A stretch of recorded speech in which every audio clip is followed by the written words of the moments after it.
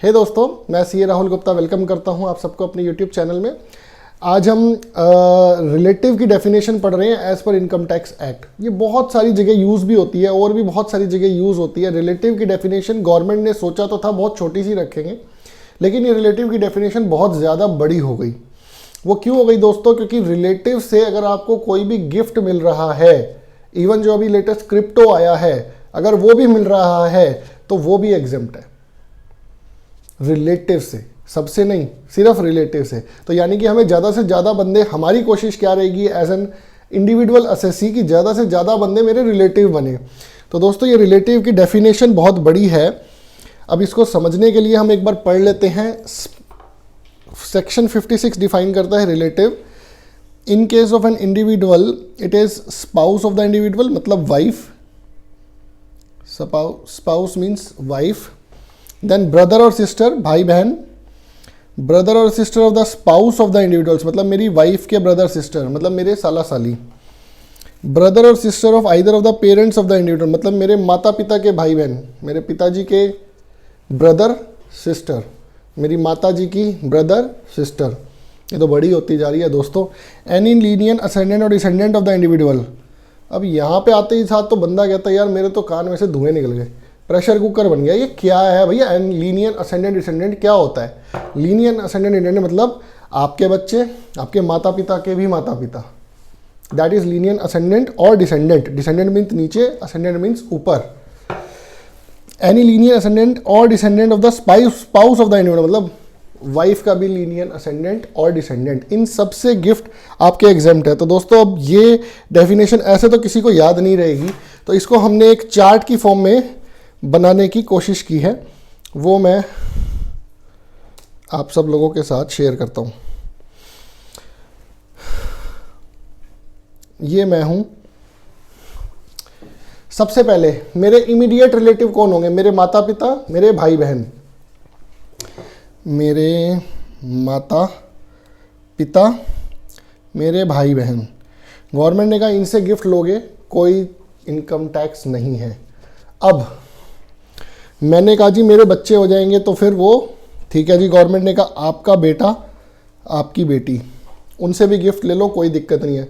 मैंने कहा अच्छा, अगर उनके बच्चे हो गए तो मेरे ग्रैंडसन क्या मुझे गिफ्ट नहीं दे सकते? अगर मैं दादा बन गया और मेरे बच्चे के बच्चे मुझे गिफ्ट देना चाहें तो वो नहीं दे पाएंगे? गवर्नमेंट ने कहा ठीक है कोई बात नहीं, इनके भी सन डॉटर ले लो, इनके भी सन डॉटर ले लो। मैंने कहा अच्छा अब तो ठीक हो गया, चलो ठीक है। अब मेरी माता जी जो हैं, मैंने कहा सर इसमें तो मेरे मामा जी कवर ही नहीं हुए, मेरे मामा जी, मेरी मामी जी और पिताजी के भाई बहन, बुआ वगैरह। तो उन्होंने कहा फूफा बुआ। फूफा तो आपको पता ही है, रिश्तेदारी के अंदर अगर शादी हो तो फूफा तो मुँह सुजाता ही सुजाता है। तो भैया फूफा को तो रिलेटिव लेना ही पड़ेगा। तो गवर्नमेंट ने फिर अमेंडमेंट करी इसके अंदर। गवर्नमेंट ने कहा भाई जो आपके पिताजी हैं, इनके माता पिता, इनके भाई बहन, बुआ भी आ गई, फूफा भी आ गए और मेरे दादा दादी भी आ गए। अब मम्मी बोली भाई साहब मेरे भाई बहन नहीं लोगे? तो गवर्नमेंट ने कहा ठीक है जी, लो जी मामा जी भी आ गए और ये आ गई मौसी जी और ये आ गए नाना नानी, क्योंकि मम्मी के जो पिताजी और माता जी होंगे वो नाना नानी हो गए। अब गवर्नमेंट ने ये कहा कि भैया फादर के जो ब्रदर थे ये तो आ गए, फूफा जी नहीं आए अभी, ध्यान से देखो। मेरे पिताजी के ब्रदर आ गए, मतलब मेरे ताऊ जी तो आ गए। ये मेरी बुआ आ गई, बुआ तो आ गई, फूफा जी रह गए। तो उसके लिए इन्होंने फिर और अमेंडमेंट करी कि भैया अब जो बंदे बच गए ना उन सबकी वाइफ को भी कवर कर दो। इसके लिए हम एक अगली स्लाइड पे जाते हैं। ये सेम स्लाइड है, ये लो जी। मेरी बीवी ही नहीं आई थी, अब मेरी वाइफ भी आ गई। गवर्नमेंट ने कहा जो बच गए ना उन सब की वाइफ, मेरे सन की वाइफ, उसके सन की वाइफ, उसकी डॉटर के हस्बैंड, मेरी डॉटर के हस्बैंड और उसके लड़के की वाइफ, उसकी डॉटर के हस्बैंड। इसी तरीके से अब बुआ तो आ गई थी, अब बुआ के स्पाउस या फूफा जी आ गए, ताऊ जी के साथ ताई जी आ गई, मामा के साथ मामी आ गई, मौसी के साथ मौसा आ गए। तो दोस्तों ये बड़ा ही ईजी सी कैलकुलेशंस आप कर सकते हो। आप याद करने के लिए ये चार्ट हमारा कॉपी कर सकते हो, हम इसकी आपको इमेज भी देंगे, तो आप इसको याद करने के लिए बड़े इजी तरीके से याद कर सकते हो। सबसे पहले आप इसको ध्यान करो,